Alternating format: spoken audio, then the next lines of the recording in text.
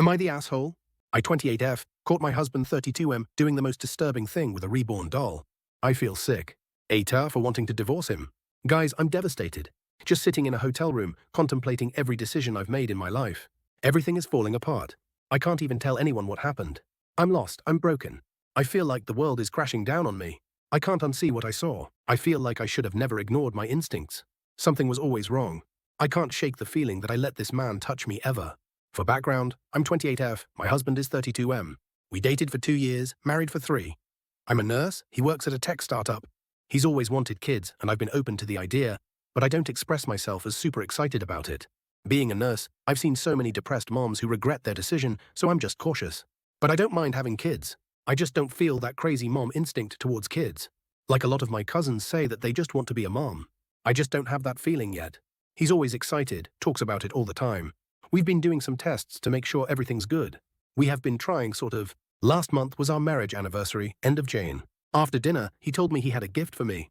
I was excited. I opened the box and it was so creepy. It was a realistic doll like how a baby looks. I had no idea things like this even exist. He told me these are called reborn dolls. I was so weirded out because it's like holding a dead baby. The eyes are closed, it just felt wrong. It came with a bunch of clothes and stuff. I was just shocked why he would get this. I didn't want to be rude, so I asked, "Oh wow, what made you get this?" And he said, since I told him I don't feel that mom vibe or anything seeing kids, he got me this doll to help me. I was so creeped out, but I didn't want to ruin the night, so I just said thanked him and went to bed. Never talked about it again. A few days pass, and last night Sunday, he went out with his friends. They usually drink, so it's not uncommon. He was at his friend's place and said he'd be home late. I had work early the next day, so I went to sleep. At 4 a.m., I woke up to get ready for my shift. I went downstairs and saw him passed out on the couch. I went closer to wake him up so he wouldn't hurt his back sleeping there. And then, I saw it. Next to him was his drinks, a bottle of lube, and that silicone sticky doll, without clothes, placed on his private parts. He was just laying there, passed out. My heart sank. I felt disgusted, disturbed. I quietly went upstairs, grabbed some clothes and left. I called in sick and checked into a hotel. Now I'm sitting here, devastated. I don't know what to do. I feel sick. I don't even know who to talk to about this, or who to tell. He's been calling and texting, asking why I'm not home, saying I'm overreacting. He keeps saying it's not what it looks like, and that I need to give him a chance to explain. He said he was just cuddling it. But I know what I saw. He has no reason to have that doll on him, in that position, with that stuff next to him. I don't feel safe seeing him again. I don't know how to tell my friends or family. I'm Indian, and there's going to be a lot of judgment about divorce if I even say the word divorce. My family will not hear me out. They only think divorce is justified if someone is being physically abusive. I don't even know how to explain why I don't want to be with him anymore. I feel like he's going to turn this on me, say I'm being crazy, and no one will believe me. Am I just overreacting or being the asshole by not hearing him out? I know my brother and close friends will trust me. But my parents and relatives, they'll think I'm insane. I am worried about going back home and facing him. I want to tell someone about it and want a friend or my brother to come with me if I have to go grab some more stuff from home. What should I do from here? Edit to this post. A lot of people are asking about picture. Before leaving the house, I took a picture because I knew no one would believe me. I didn't tell him I have proof because I am scared of him. My friends and brother will believe me regardless. It's just family that I am worried about. So hard to bring this up to them. I can't even discuss normal topics with them due to our cultural stuff. Despite having the picture, I don't think I can show it to my parents. To ND edit, someone commented saying, "YTA and a liar, my daughter has 6 of these reborn dolls. They do not have any openings where his pen could go. Get. Life. I just want to add, I have no idea about any of that. Like I said, I just saw the doll naked on him. I never said what he did with it. He was most likely masturbating. People here are assuming he did stuff to it. I never touched that doll. I have no clue about openings or not. I am disturbed at the fact that he had it on him with a bottle of freaking lube next to him. Am I the asshole? WIBTA. If I move out of our apartment, knowing my fiancé and his mom can't afford it without me. Throwaway BC, my fiancé follows my main, me F29 and my ex, fiancé M27, have been living together for about 1.5 years. Fiancé got his undergraduate degree, worked for a couple years, and then decided to get an MBA, which is how he ended up in our city. We moved in together after he finished his MBA program. Fiancé is from the Midwest, and his mom has always wanted him to move back. When he told her he was staying here, she was heartbroken. I went to college and got my degree in a STEM field. After I graduated, I got a job with my current company and moved to the city where we currently live. It's a big international company with multiple locations in the US and international. I love my job, I like the company I work for, and the pay is pretty good. All in all, a pretty good deal. During COVID, my office shut down and we all went WFH. After COVID, they decided not to reopen this office, so I've been 100% WFH since early 2020. I currently make considerably more than him, mainly because I've been working for 7 years and I'm in tech. I had been living by myself in a one-bedroom apartment and just had my office set up in the living room since it was just me. When we moved in together, we decided to get a 2-bedroom apartment so I could use the extra room as an office. Because of this, I was paying 23 of the rent and he paid 13. We split everything else 50-50. So the problem started this past May. Fiance's mum told him she wanted to move to our city to be closer to him. She asked if she could stay with us while she looked for a job and got settled. She's a teacher, so figured she'd be able to get a teaching job pretty quickly. Because of that, I didn't really mind her staying with us, as I figured it would just be for a couple months over the summer. Since I thought it would only be for a couple months, I moved my office into a corner of our bedroom, and fiancé bought a bed to put in the second bedroom. The problem is, she never applied for any teaching positions and has been living with us for 6 months now. She and I have really been struggling with each other since she moved in. I can't make her understand that I work full-time. She constantly interrupts while I'm working, which is bad enough, but she even interrupts when I'm on Teams calls. She always asks me to take her places BC. She doesn't like to drive in our city. She has pretty outdated views of gender roles and is constantly giving me a hard time for not doing more around the house and making fiancé help with chores, do his own laundry, etc. The constant criticism and insults are just really wearing me down. And I hate having my office shoved in a corner of the bedroom. Back in September, I told my fiancé that since it looks like his mom is going to stay a while, we should split the rent 3 ways. He told me she can't afford that, since she has to conserve money until she gets a job. I told him I wasn't happy paying extra for a bedroom I can't use, so finally he said we could do a 50-50 split. I could afford to pay the extra, but I hate the idea of funding her lifestyle. Every time I complain about her or the situation, he says he agrees but doesn't know what to do, because he can't kick out his mom. And he won't talk to her about the way she treats me or how she behaves. When I ask what the long-term plan is, he just says he doesn't know. I've thought about giving him an ultimatum to tell her she has to leave. But I think he'd just end up resenting me for essentially putting him mom on the street. So one of my girlfriends is losing her roommate the end of February. Our lease renews June 1st. I'm very strongly considering moving out of our current apartment and moving in with her. I can afford to pay my part of rent on our current apartment and also half the rent at my friend's apartment. It's not ideal, but I'm not a big spender, so it's doable. The issue is, if he and his mom aren't able to pay for 13 the rent each, there is no way they could cover the whole thing on their own. But I can't live like this anymore, so I'm pretty sure this is what I'll do, but I wanted to see if people thought I'd be the AH for leaving them like this. Update. I started off trying to reply to everyone's comments and keep up, but honestly I just got completely overwhelmed with all the comments. First off, I want to thank everyone for their feedback and comments, even the ones that were kind of harsh. Actually, probably especially the ones that were kind of harsh. I really needed some tough love to make me realize that I was letting my STBX and his mom take advantage of me. The more comments I read, the more pissed off I got. Honestly, I think I'm more pissed at myself for allowing this to happen and not advocating for myself more. This past weekend, I got my STBX alone so we could talk, which was actually harder than it should have been. BC, his mom always tries to tag along when we do anything. Going through all the comments everyone left and the PMs people sent really helped me decide how to approach this, and also brought up a lot of good questions I should have thought of myself. Back to the discussion with the ex.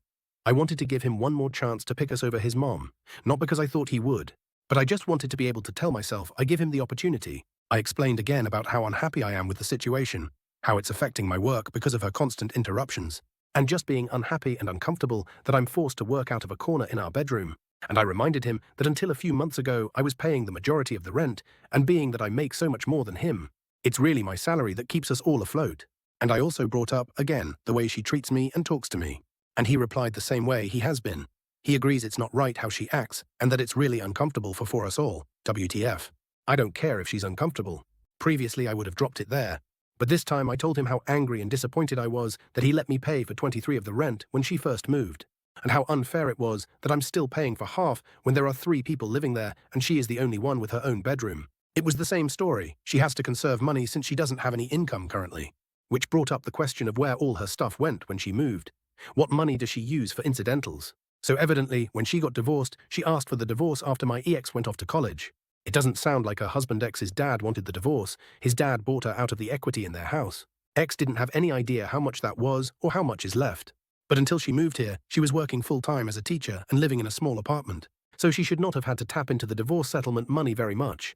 Other than that, X didn't have much insight to her finances other than what she told him, that she has to conserve money.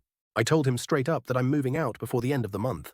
And from now on, I'm only paying 25%, As some of the commenters pointed out, she has a whole bedroom while I have to share with a man-child. So she should have to pay twice as much, and after I move out, I'm not paying for anything else. No utilities, no food, nothing other than rent.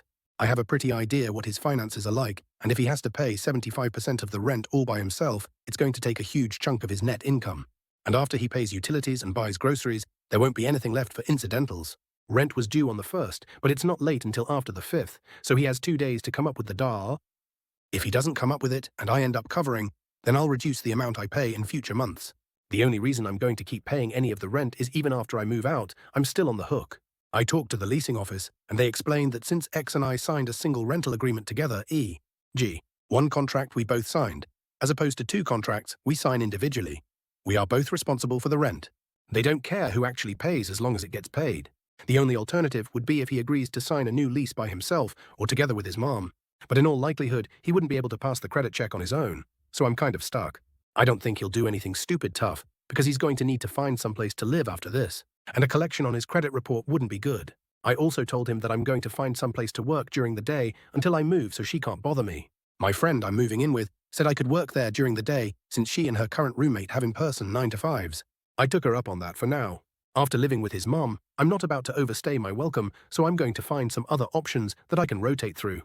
Someone suggested checking out the public library, or if it comes to it, I'll get a membership at one of those WeWork kind of places. Just in case, I brought my important papers, files, valuables, and my friend is storing them for me until I move in. He really didn't take it well. The surprising thing to me is that he was surprised by everything. He seemed really shocked that I wasn't prioritizing his mom. I really got the feeling that he sincerely believed I wanted to take care of her as much as him. And he kept saying stuff like, "What about my mom? What am I going to tell her? That's how she is. But we still need to help her, etc." He asked about our relationship and the engagement. I told him after I move out, I need some space from him. In a few months, when we've both had some time space to process what happened, if we both agree, we can talk about the relationship. But he'd have to prove that he's going to have my back going forward and will set boundaries with his mom. I told him that just to avoid more drama, but I don't see a future in which we are together. I told him he needs to tell his mom, because she's not my responsibility or problem, and she'll know something's up when I start moving my stuff out. He hasn't told her what's going on yet, but this weekend I'm going to start moving things so he doesn't have much time. My friend's current roommate starts a new job in another state on the 3rd, so in reality, I can probably move in 2-3 weeks, just depending when she actually leaves. I don't expect him to do anything bad other than sulk and complain, but if he does something stupid or doesn't pay his part of the rent, the ace up my sleeve is I'll tell the leasing office his mum moved in, which is prohibited in the lease. Honestly, getting evicted would solve a lot of my problems right now, so it's a pretty valid threat, I think. Now that I've mentally and emotionally separated myself from him and his mom, I'm looking forward to her reaction when he tells her what's going on. If it gets too ugly, I'll find a cheap Airbnb or hotel or something. I've had some friends, including the one I'm moving in with, offer to let me couch surf for a few weeks, but I just can't do that to someone else. So that's it. I'm leaving, and I really don't care how that affects them. Am I the asshole? AITAH for unplugging my fiance's phone fully charged to use my own charger when my phone was at 4%. I 28M live with my fiancé 25F, and we recently had a disagreement that I'd like some outside opinions on. We have a USB-C charger that stays in the living room. Technically, it's mine, but since we live together, we both use it when needed. A few days ago, her phone was plugged into the charger, but it was already at 100%. Meanwhile, my phone was at 4%, and I urgently needed to send an important email or something. Similar, I don't remember exactly, but it was something time-sensitive. In my rush, I asked her, "Can I use the charger?" while already unplugging her phone to connect mine. She immediately said no. This surprised me, as her phone was already fully charged, and mine was about to die. I had already plugged in my phone by then, so I said, "But your battery is full." She got really upset, and we had a brief argument about it. We dropped it at the time, but the issue came up again a few days later. She told me that what I did was rude, and compared it to her watching TV and me changing the channel without asking. I disagreed, because if she were actively watching something, I wouldn't just change the channel. This was different. She insisted that it was negotiable etiquette, meaning that it's still rude even if I think it makes sense. According to her, I should have asked, and if she said no, I should have respected that, even though it was my charger and her phone was already at 100%. So AITA for unplugging her fully charged phone to charge mine in an urgent situation. Am I the asshole? AITA for divorcing my depressed wife because her depression and depression-induced spending are dragging me down. At what point do I leave my wife because her depression and depression-induced spending is dragging me down? When my wife 36F and I met 35M, I was in an MBA program, and she was finishing up her certification process to become a nurse anesthesiologist. I was drawn to drive and optimistic view of the world. We were both young adults, 26 and 27, who saw the world as an endless source of opportunity. We discussed having kids when we were more established in our careers. After graduation, we both went to work. I got a job consulting, making $200K a year with a signing bonus, and have continued to grow in my career. My wife was crushing it at her dream hospital, making $150K before overtime. We were so happy traveling and enjoying ourselves, we eventually bought our home and were truly living our dreams. Until about 3 years ago, my wife had a mental breakdown at home between shifts at the hospital. She was eventually hospitalized for a few weeks. After she came home, we agreed she would take 6 months off to recover, and I would take care of us. Immediately, she started spending an average of 2-3K every other week, traveling with friends and weekend trips. She stopped helping around the house and was constantly out of the house. I completely supported this for the first 6 months. She said it was part of her healing process, and I understand entirely through sickness and health. Then, the agreed 6 months passed, and I asked if she was ready to return to work part-time. This caused her to shut down, so I backed off. Then, a year passed and revisited again. Another breakdown ensued. I asked if she was ready to consider starting our family and being a homemaker instead of working. We were in a great financial position and didn't need the money. She agreed, and for the last year, we have been trying to have a baby. We have even done fertility testing and been given a "you are both healthy. Keep trying." Last week, I was driving her car and dropped my phone. I pulled over to grab it from under the driver's seat and, to my surprise, found birth control pills. I was shocked and turned around on my way to work to confront her. She broke down and called me an abuser for trying to force kids on her. She has never told me she didn't want kids, and I would absolutely never push her. She then started blaming me for her breakdown. She said it's my fault she can't work.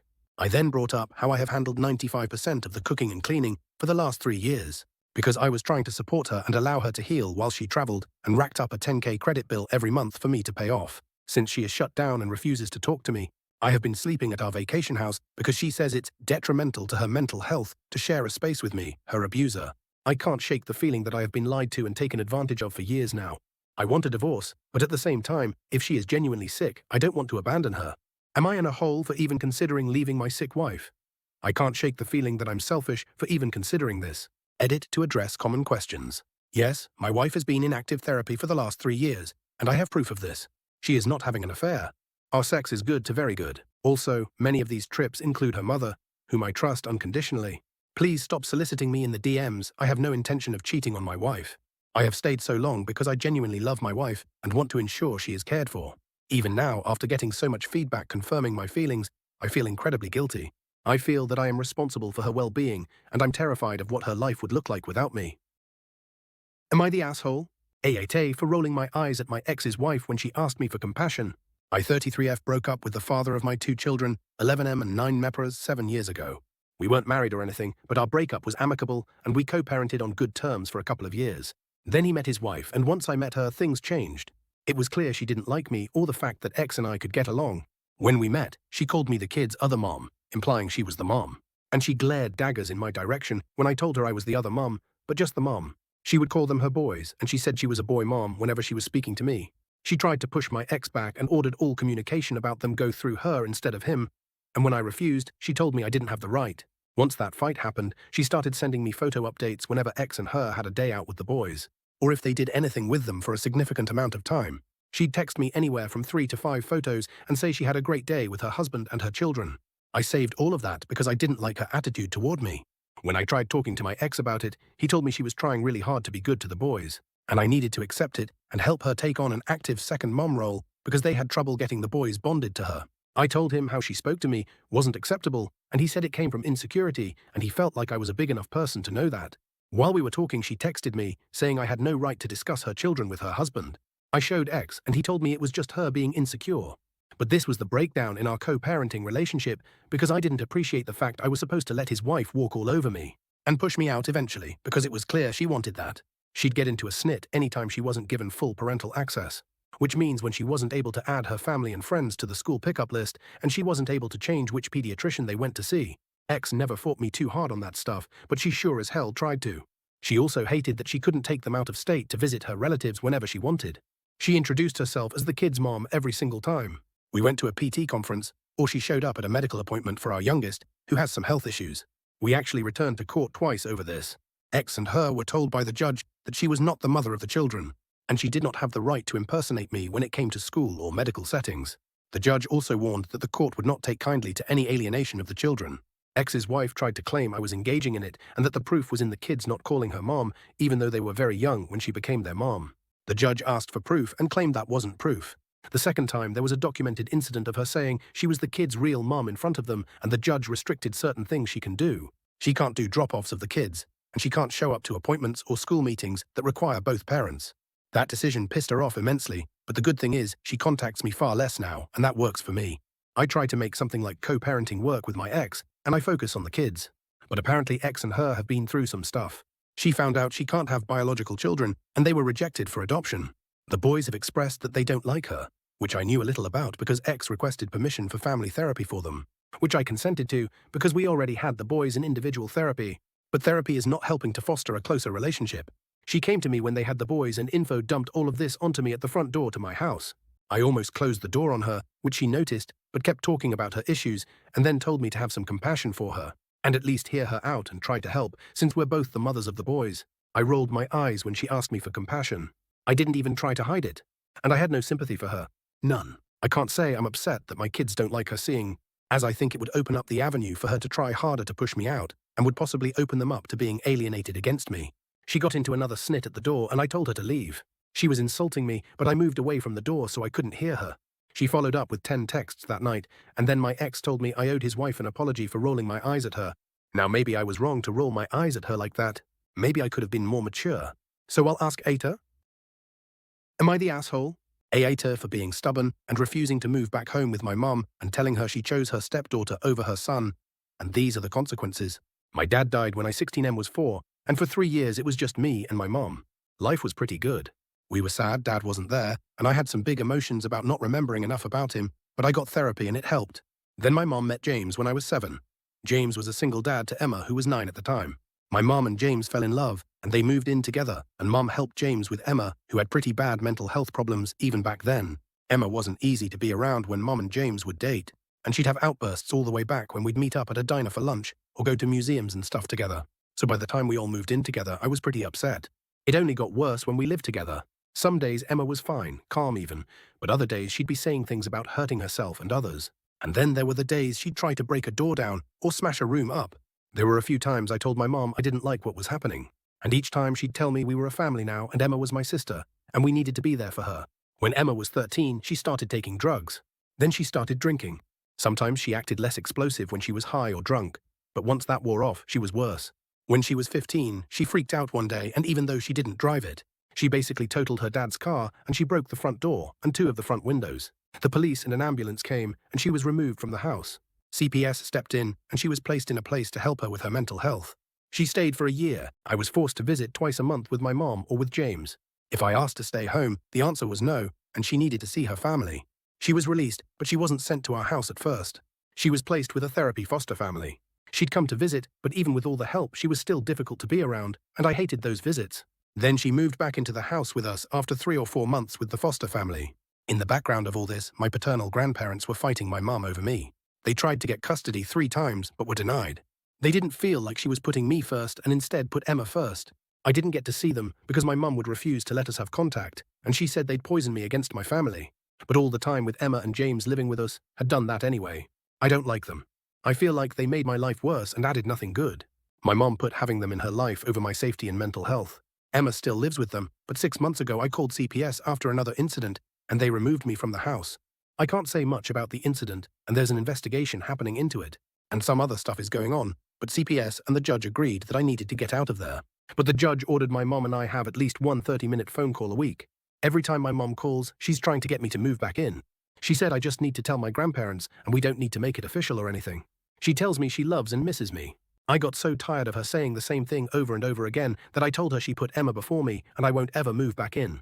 When she tried to say the whole thing about Emma and James being our family, I told her they were her family. But they were never mine, and I didn't care about them or want them in my life. I said they brought nothing good into my life. They made it worse, and losing Dad was already a pretty shitty start to mine. I told her losing her son is the consequence of choosing her husband and his daughter over her son. She called me too stubborn for my own good and asked me where my understanding for others had gone. And she ranted about Emma being sick and needing family and love and support. She was going on like that until the 30 minutes was up, and I just ended the call. But she sent me some texts after it and they bothered me. AITA. Am I the asshole? AITAH for refusing to babysit my dad's girlfriend's kids for their dad. My dad has been dating Jennifer for the last couple of years. I 70 man met them over a year ago. When my dad and Jennifer started introducing us, my dad asked if I'd be cool with babysitting once every couple of months for some cash. He said I could say no, and he wasn't going to ask Jennifer. But she had mentioned not having the money for a sitter when the kids were with her, so they waited to have date nights when they spent the week with their dad.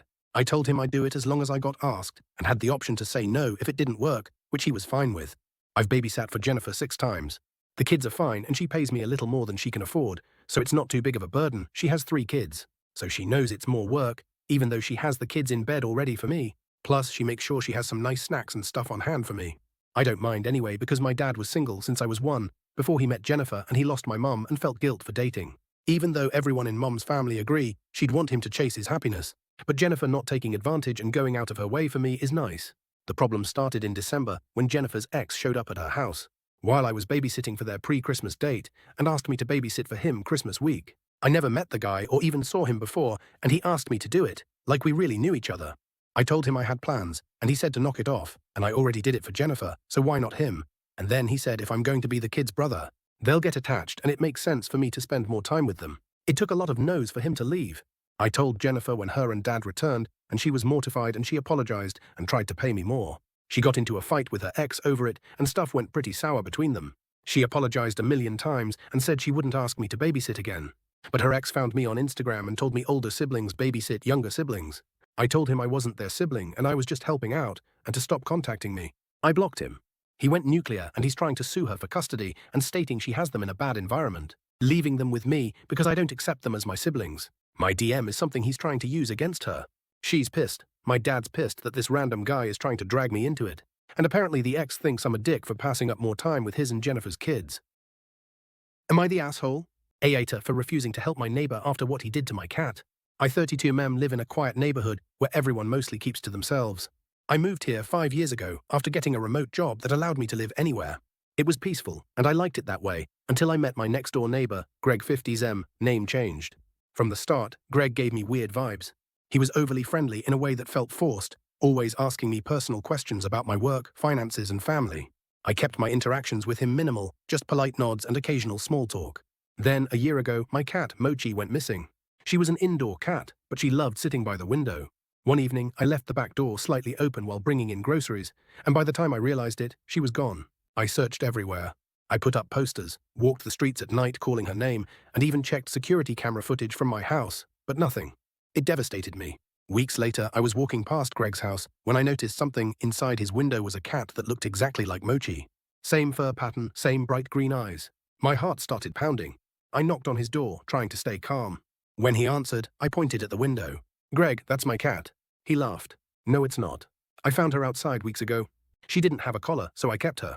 I told him I had proof photos, vet records, and videos of her playing in my house. He shrugged. "Doesn't matter. She's mine now." Then he shut the door in my face. I called the cops, but they said it was a civil matter. I tried reasoning with him, but he refused to budge. One night, I even thought about just breaking in and taking her back, but I knew that could get me arrested. I had to let it go. Months passed, and every time I saw Mochi in his window, it killed me. Then, last week, Greg had a heart attack. He was found on his front porch, barely conscious, and was rushed to the hospital. His family isn't close to him, so the neighborhood pitched in to check on his house, feed his dog, and handle his mail. Someone suggested we start a fundraiser to help with his medical bills. And then it happened. Greg's sister, who flew in from out of state, knocked on my door. She looked exhausted. "Greg said you work from home and don't have a family here. Would you be able to help take care of his pets until he's back?" I looked her dead in the eyes and said no. She seemed taken aback. "I know he can be difficult, but this is a life-or-death situation. He has no one else to rely on." I said, "That man stole my cat." And when I begged for her back, he laughed at me. "So no, I won't be helping him." She turned red and muttered something about me being heartless before storming off. Since then, a few neighbors have been cold toward me, and I heard one of them say, "It's just a cat." I don't care. If Greg recovers and asks for my help, I'll give him the same answer he gave me when I begged for my cat back. But still AITA. Am I the asshole? AITA for kicking my sister out to teach her a lesson after she disrespected me and my wife. My sister is 20 and I am 27. My sister lives with my parents, but she also visits me to spend time with me. After my marriage, I moved out, so she stays with me for a few weeks every now and then. My sister has never acted like this before, so I am wondering if I went too far by kicking her out. My sister came over 4 days ago. I love my sister, and my wife adores her, so I have no idea why she was acting so disrespectful towards us. Thing is, my wife has hurt her ankle, and the shoes she used to wear caused a lot on pain in her toes. We went to doctor, and he suggested she does light massage to relieve her pain, so I help her by massaging her feet and toes. But my sister laughed at me for doing so when I asked her what's so funny about this. She said I am a weak man for doing this for my wife, and no husband should do something so embarrassing for his wife, and she asked me if I am not ashamed. She even said to my wife, how could she ask me to do something like this, and she said my wife is using me, and she sucks for it, and I am a fool for tolerating this. I told my sister what she said was disrespectful to us, and I am ashamed that she thinks so lowly of us. And there is nothing shameful about helping your partner when they are in pain. I am a family guy, and it's my responsibility to help my wife and you and our parents. I ended up asking my sister to leave. She was angry at me, and now my parents are saying that I went too far and I should have done something else to teach my little sister. A lesson cause she comes first, and it's my responsibility to take care of her as her big brother. My wife cried, and she said maybe I shouldn't have massaged her in my sister's presence, and she feels guilty for causing a rift between my and my sister's relationship. I comforted her and told her she's not at fault. It's my sister's behavior that caused so much trouble in our life. So AITA, did I go too far?